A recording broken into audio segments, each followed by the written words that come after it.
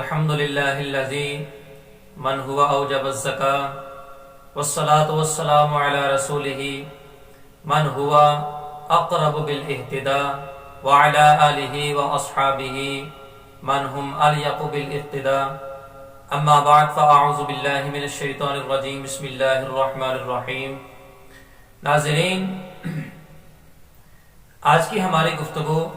کہ کتنے لاکھ روپے ہوں تو زکوٰۃ فرض ہوگی، تو اس حوالے سے گزارش یہ ہے کہ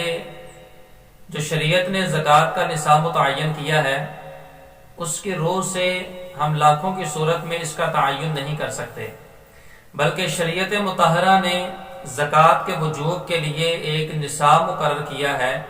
اس نصاب کے معیار کے مطابق جس شخص کے پاس مال و دولت ہوگا اس کے اوپر زکوٰۃ فرض ہوگی، اور جس کے پاس وہ نصاب موجود نہیں ہے اس شخص کے اوپر زکوٰۃ بھی فرض نہیں ہوگی۔ چنانچہ نبی کریم علیہ الصلوۃ والتسلیم نے ارشاد فرمایا، ابو داؤد شریف کی حدیث، کہ چاندی کی زکوٰۃ ہر 40 درہم میں 1 درہم ادا کرو، اور 190 درہم میں کچھ نہیں، جب 200 درہم ہوں تو 5 درہم دو۔ اور 200 درہم چاندی کا جو وزن علماء نے اس کی تعیین کی، اس کی صلاحت کی، وہ ہے 52.5 تولے چاندی۔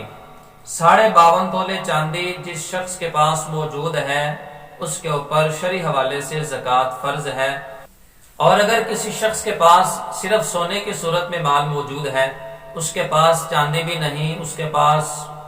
اضافی پیسے بھی نہیں، اور اس کے پاس مال تجارت بھی نہیں، صرف اس کے پاس سونا ہے، تو شریعت نے اس کی مقدار کا بھی تعین کیا ہے کہ 20 مسکال جس شخص کے پاس سونا ہے وہ آدھا مسکال زکوٰۃ دے گا۔ 20 مسکال کی وضاحت علماء نے 7.5 تولے کے ساتھ کی ہے کہ جس شخص کے پاس 7.5 تولے سونا ہے تو وہ اس میں سے 2.5% کے حساب سے زکوٰۃ کی ادائیگی کرے گا۔ مزید اس بات کی صراحت کر دوں کہ اگر ایک شخص کے پاس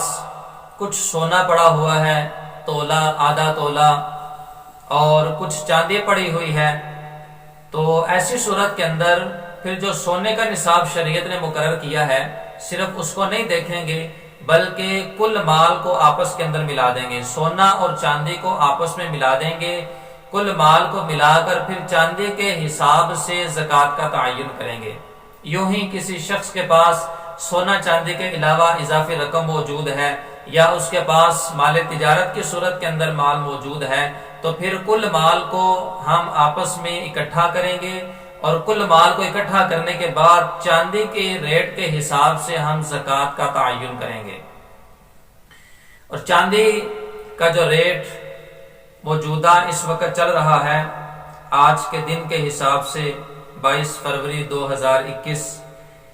اس میں پر تولہ 1623 روپے کے حساب سے اس کا ریٹ ہے۔ 1623 روپے کو اگر ہم ضرب دیتے ہیں 52.5 تولے چاندی کے ساتھ، تو یہ ہمارے پاس جو حاصل ضرب ہوگا وہ 85,207 روپے اور 5 پیسے حاصل ضرب ہوگا۔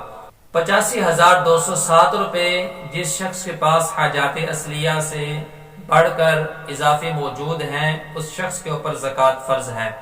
یہ جو رقم میں نے آپ کے سامنے بیان کی ہے 85,207 روپے اور 5 پیسے، یہ کم از کم زکوٰۃ کے واجب ہونے کے لیے اتنی رقم کا ہونا آج کے دن کے اعتبار سے شرط ہے، ورنہ روزانہ کے حساب سے یا کچھ دنوں کے بعد عموماً اس کا ریٹ آگے پیچھے ہوتا رہتا ہے۔ تو جس دن بھی آپ کے اوپر زکوٰۃ کا سال پورا ہو جاتا ہے اس دن آپ چاندی کا ریٹ دیکھ لیں، پھر یوں ہی آپ کے پاس جتنا بھی کل مال موجود ہوگا کل مال کو پھر 40 کے اوپر تقسیم کر دیجیے گا، جو بھی حاصل جواب ہوگا وہ آپ کے مال کی زکوٰۃ ہوگی۔ الآن انا ابین بمسألة هذا في اللغة العربية يا أيها المسلمون فاعلموا اذا تم النصاب الزكاة وجب الزكاة فيه من اعتبار تقرير الشارع،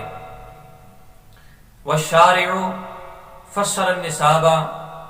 وما وجب فيه الزكاة كما قال النبي صلى الله عليه وآله وسلم كما ذكر في سنن أبي داود قال النبي صلى الله عليه وآله وسلم هاتوا صدقة الرقة من كل 40 درهما درهم وليس في 90 و100 شيء فإذا بلغت 200 ففيها 5 دراهم. ذکر في فتاوى عالمگیر تجب في كل 200 درهم 5 دراهم وفي كل 20 مثقال ذهب نصف مثقال. وهذا ما أوجب الشارع النصاب في الزكاة. وهذا التعيين إذا كان النصاب نوعا واحدا أي الذهب أو الفضة، وإن كان نوعين فالنوع الأول يلحق إلى نوع آخر كما قال في الهداية: وتضم قيمة العروض إلى الذهب والفضة حتى يتم النصاب، ويضم الذهب إلى الفضة للمجانسة من حيث الثمنية، ومن هذا الوجه صار سببا. قال العلامة ابن همام في فتح القدير: والنقدان يضم أحدهما إلى الآخر. فعلم بهذا التفصيل إذا كان النصاب ذهبا فقط فتعيينه على هدة، وإذا كان النصاب من فضة فقط فتعيينه على هدة. وإذا كان لشخص ذهب وفضة أو عروض من التجارة ويلحق الأول إلى الآخر، وكل النصاب يعتبر فيه قيمة الذهب. والله أعلم بالصواب،